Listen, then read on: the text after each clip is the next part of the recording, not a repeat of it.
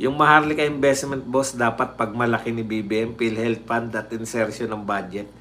Yun na nga, o nga pala, yan pa pala, di ba? Ang tagal na pinag-usapan yung mga matagal pong pinag-uusapan sa kanya, tahimik siya eh, di ba? Yung mga bagay na maliliit at walang katuturan, walang epekto. Wala naman po epekto yung 20 pesos na bigas. Diyan po siya ang liit po na achievement kasi pang ilan lang po yan. Ilang porsyento lang ng tao na paglilingkuran yan. Palitan ng tawag sa SONA, tawaging sana. Saan na? Saan na? Tsaka sana, di ba? May time kanina na nag-loading yung speech niya. Sabay utal-utal. Hindi po naiwasan na, no? Doc Buds, dapat talagang itapon na yan si BBM sa negative zone. Kagaya kay Galactus. At dyan nagtagumpay ang Fantastic Four.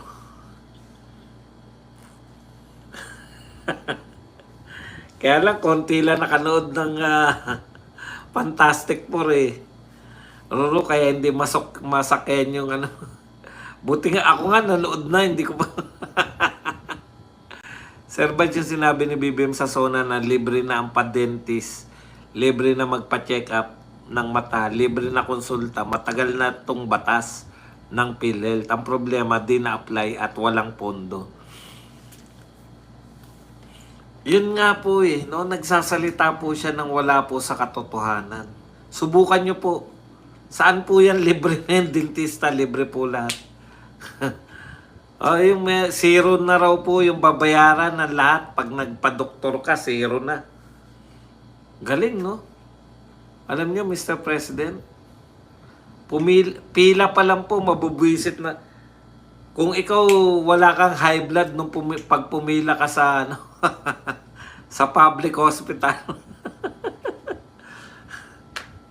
Hindi nyo naman po, ngayon po sa, no, sa private, dahil sa utang po ng gobyerno sa mga private, di ba nagdeklara sila na hindi mo na sila tatanggap ng mga pirma-pirma?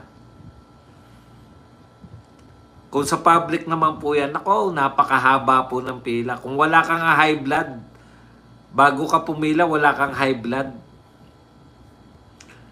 Pag pila mo, may high blood ka na eh. Yung tungkol sa education sa bansa, kinilabutan ako. Parang imaginary talaga yun. Mahirap po talaga yung ano, no?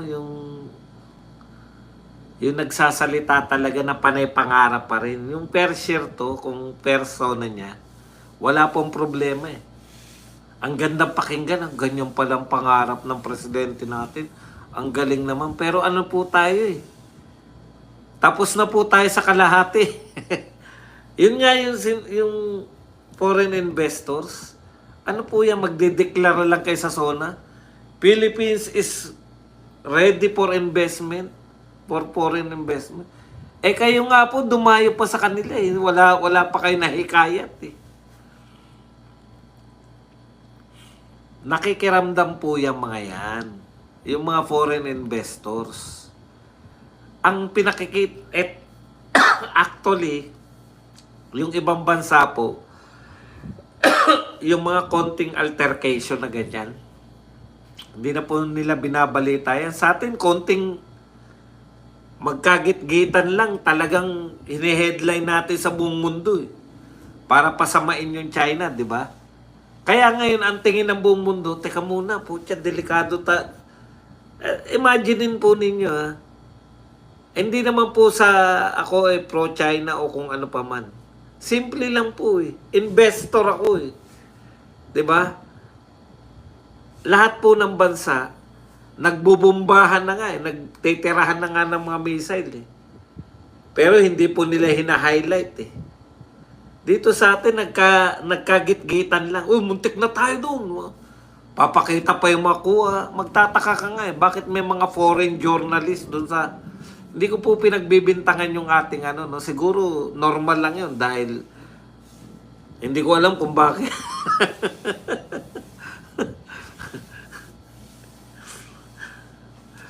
Yung mga simpleng git-gitan, ipepresent natin na ang lalalala na ng tension between China at Pilipinas. Makita mo naman pag Chinese New Year, guess si yung first family, guess ng mga Chinese ambassador dito. Makita mo naman na very sweet naman sila na. Pero yung pinapresent po natin sa mundo na ang tapang naman ng Pilipinas na hindi nga matapang pala eh. Bakit ginaganon ng China? Kawawa naman. Mahinang bansa na.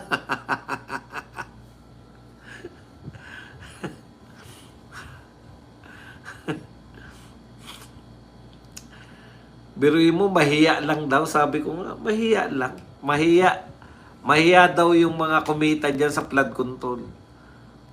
Mahiya lang. Hindi nyo ba ikukulong?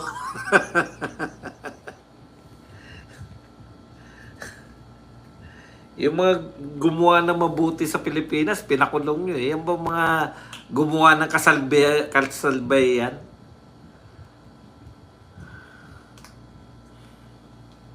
Mahiya lang sila.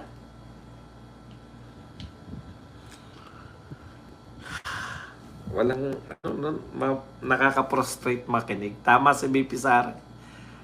Mabuti pa magbasa ka na.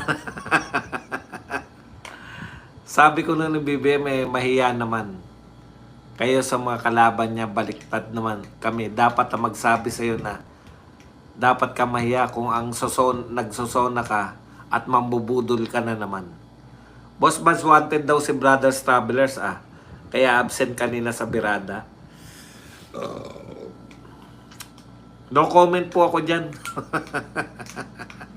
Saka ano na lang po yan sa management. Kung siya po nagsasabi ng kalagayan niya, di okay po yun. Hindi ko po personal po nila yan eh. Talent lang po ako. May radios lang ako pero hindi ko po labas po kasi yung program eh. Personal po yun. Kaya makinig na lang po kayo sa kanya. Kung ano po yun. Kung ano man yun, bakit wala siya kanina. Personal po yun, personal. O yan, kung nag-live po siya, pinaliwanag niya ron, yun po yung paliwanag. Mahirap naman sa amin maggaling yung paliwanag. Hindi mo ba?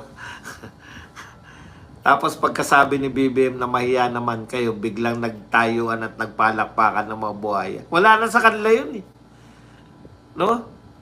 Kayo na nga kasama kayo dun sa dapat mahiya eh. Pucha, sila pa pumalakpak na una. Tindi rin eh. Boss Bans, 2 sona na lang si BBM hanggang sa huling sona. Mga ngako pa rin. Eto nga matindi. Sisimulan natin. Pero iba ng presidente ang makikinabang. Talaga, kung tinuloy mo nga lang yung mga ginawa ni Tatay Digong, nakikinabang na tayo, di ba? Yung Mindanao Railways, may magpopondo na niyan. Ipapollow up mo lang. Ang pronouncement ng dati mong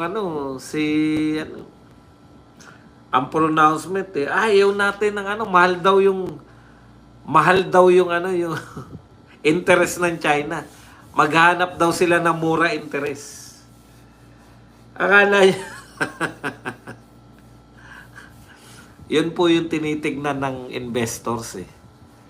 'Di ba? Kita nyo, ang laki-laking project nun. Mindanao Railways.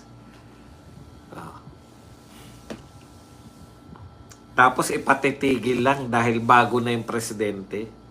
Alam niyo yun? Kaya ang hirap maglagay ng pera. Paano pag naglagay ako ng pera?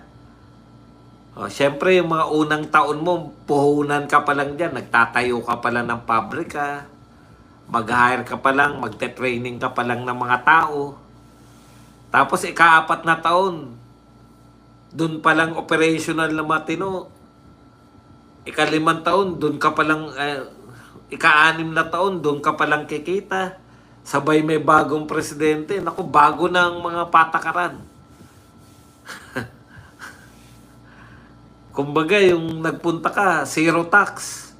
Dahil welcome sa inyo, zero tax kayo. Pagpasok ng bagong presidente, bakit walang tax sa inyo? Tataksan namin kayo, patay.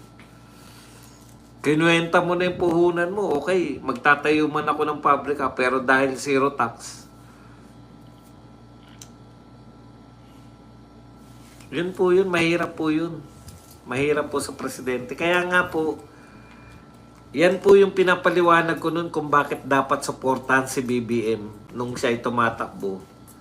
Dahil yan ang pangako nila ni BP Sara, itutuloy nila yung mga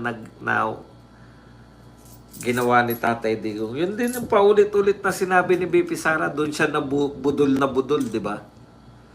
Yung itutuloy.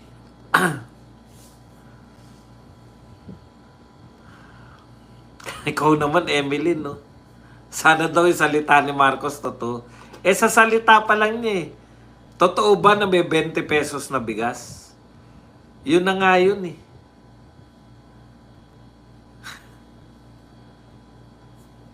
Ano nangyari? Ano pong ano nangyari? Saan? Puro pangako lang yan si BBM. Wala talaga siyang pangarap sa totoo lang, Doc Buds. Kakaning itik talaga. Diyos ko. Puro salita lang yan. Sa tatlong ganap, yung sa Senate ang pinaka-interesante para sa akin. Paninira lang yung dalawang fake winner na dilawan. Yung sa Senate ang pinaka-interesante sa akin. Yung Senate presidency ba? Emeline. Bukas may ano na, no? May maganda mangyayari bukas. Amistad. Kung sasabihin mo yun yan si BBM, tataboy ka lang yan, maniwala ka. Boss Batch, yung libreng dentista daw ay yung dentista ni Shell Joke, no? Kalbaryo lang na investors dahil bagong patakaran. Meron naman sa university namin nung natuklasan ko na, uy, may ano pala, pwede bang, libre bang mga estudyante dyan? Kasi state university kami. Libre ba estudyante dyan sa dentista? Oo, libre. Sige nga, papasta nga ako. Grabe naman yung pasta. Talagang saglit lang. Zzz, tapos tinapalan eh.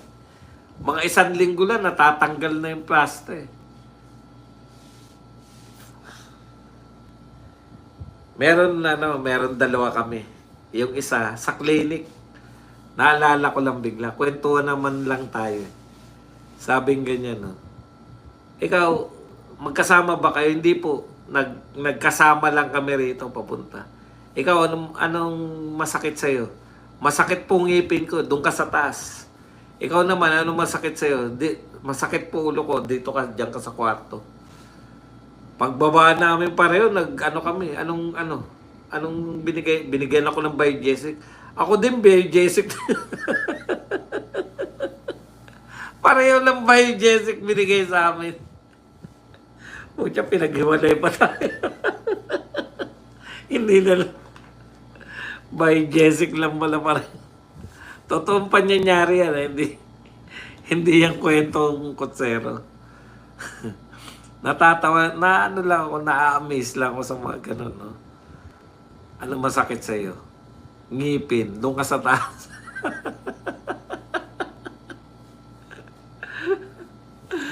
Parang yung ilan yung nag-abstain na congressman, si Jimmy, nasa lakas pa ba siya, boss? Wala po ako ideya kay Jimmy kung ano po ang partido niya ngayon.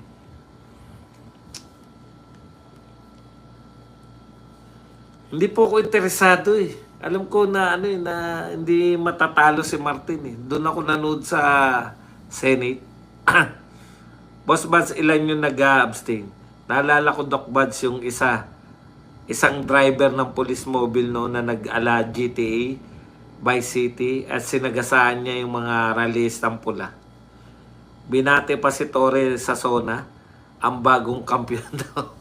Nanalo by default.